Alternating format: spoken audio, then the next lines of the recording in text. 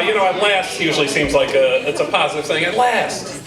And I thought, the first time you have sex, at last, but, usually not amazing, but yeah, at last, that was fun. I'm sure next time will go better. But how about the first time you learn what sex even is? And I remember this happened, I was about 9 years old. Our oldest friend, John, was 12. There's actually, I should clear this up, there's 2 Johns in this story. 3 Bobs and 2 Bruces, and me, so I'll try to keep them straight for you. So the younger John, who's 12, and matured quickly, faster than we did. One day it's in the summer, and we're going to play baseball, and he goes, I went all the way last night. And we were like, wow, none of us knew what it meant. John went all the way. We were scared to even ask. We didn't want to know what it meant. Most of us were Catholic. We weren't supposed to know what it meant. So kids as young as 7 are walking with us, go play baseball, and this is like, okay, John went all the way. And news spread through the neighborhood. John went all the way. John went all the way. And then Bruce's brother, one of the Bruces, his brother John, this is the older John in the story, 16 years old, was nice enough to take young John aside and said, what's this I hear about you going all the way? And John tells him what happened, and then the older John was nice enough to inform him that going all the way is not something that can be accomplished alone.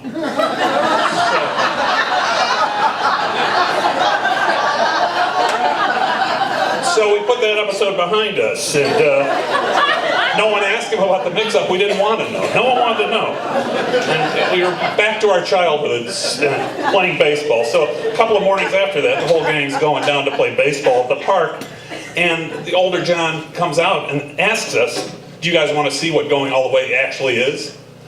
And no, we didn't. But we really didn't. I didn't want to see this. I don't think any of us really did. But there's something about the pressure of the mob that has you doing things that are 180 degrees from what you actually want. So no one saying anything is like everyone saying yes. And no one said anything. We just followed him. It's this process that would later lead to decisions to, a few years later, hit police cars with ice balls, ending in a chase through backyards and the capture of one of the Bruces and 2 of the Bobs, and trouble for all of us. It led to the idea of taking used fluorescent lights from the back of the Jewel and throwing them out car windows to watch them explode, ending in a high-speed chase involving police from Elmhurst, Berkeley, and the Cook County Sheriff's Department. Talk about white privilege. We weren't arrested. We went on a high-speed chase through a residential area, and we weren't arrested. Somehow the guy who complained at first was with the cops. I don't even know how it happened. And he's there, and he goes, I did some crazy shit in my time. Just clean it up. And so we didn't want to let our parents know what was happening, so we stole brooms from another garage to go clean it up.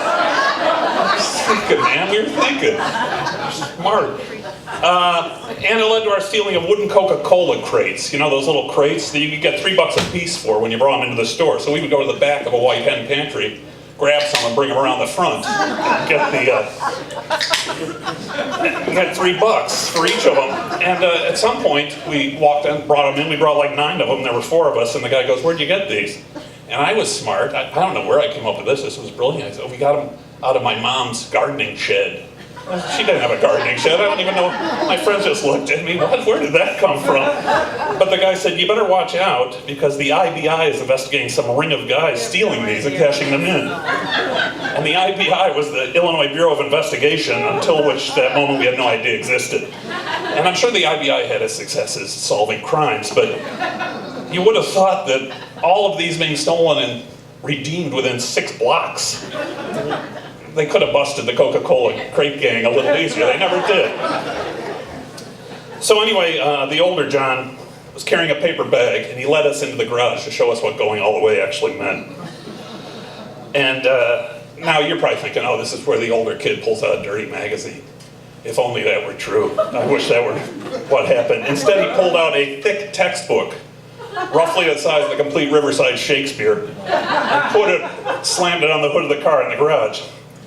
We gathered around and he paged through it. It was mostly text, and I was thinking, this might not be bad. Maybe he's just going to read to us what it's about. Don't actually have to see anything.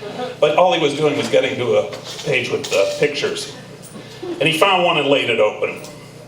And I don't know what class this book was for. I don't know the title of the book, although if the pictures we looked at are a clue, it was probably Passionless Coitus in a post-World War I university infirmary.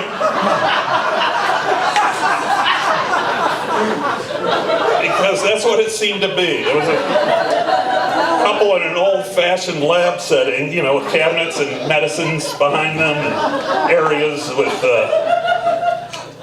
with sinks and things. And it seemed to be photos from the 1920s, I'm thinking, because the guy sort of had a Hitler mustache, which I'm thinking probably would have gotten rid of in the 30s. Or he was just a Nazi sympathizer, I don't know. But I'm thinking 20s.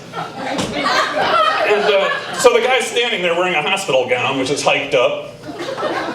And the woman is lying on her back on a gurney. And she's also got a hiked up thing. And they're having sex. Let's be honest, they're having intercourse. And they're both looking at the camera. And just the most joyless looks. It's like a Walker Evans photo from people standing in front of a decaying garage or something in the Depression. They're just... So there were a few pictures like this on the page, although at the bottom there was one with a guy in a suit with a lab coat over it and glasses. He was sort of in the foreground in front of them, and I guess he was a doctor or academic of some kind, or was just there to provide perspective for the photograph, I don't know. So we stared silently at the book. Our friend's teenage brother was standing over us, and no one said a word. No one moved a muscle. I do know that there had to be more than one of us who promised themselves they would never go all the way. The middle of the three Bobs was the first one to crack. I could see him sort of moving from foot to foot, teetering, and I looked up and caught his eyes, and they were tearing. His eyes were tearing up. And then he made an excuse about the smell of gas bothering him. He just raced out of the garage. And that should have been our excuse.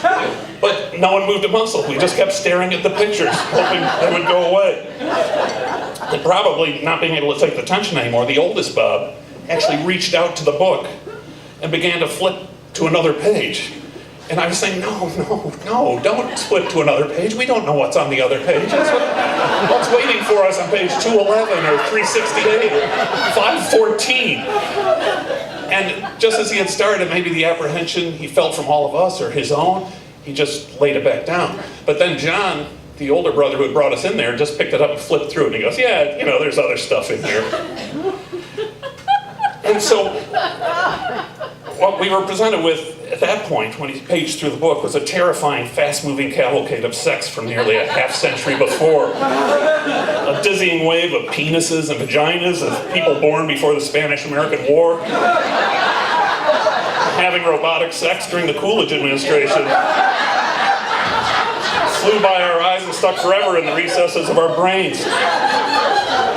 The book was returned to our friends, to the bag, and he took it into the house. So we walked in silence toward the park carrying our bats and mitts, and no one said a word, no one made eye contact. We got to the park and stuck our bats in the backstop. This was the time you usually choose sides.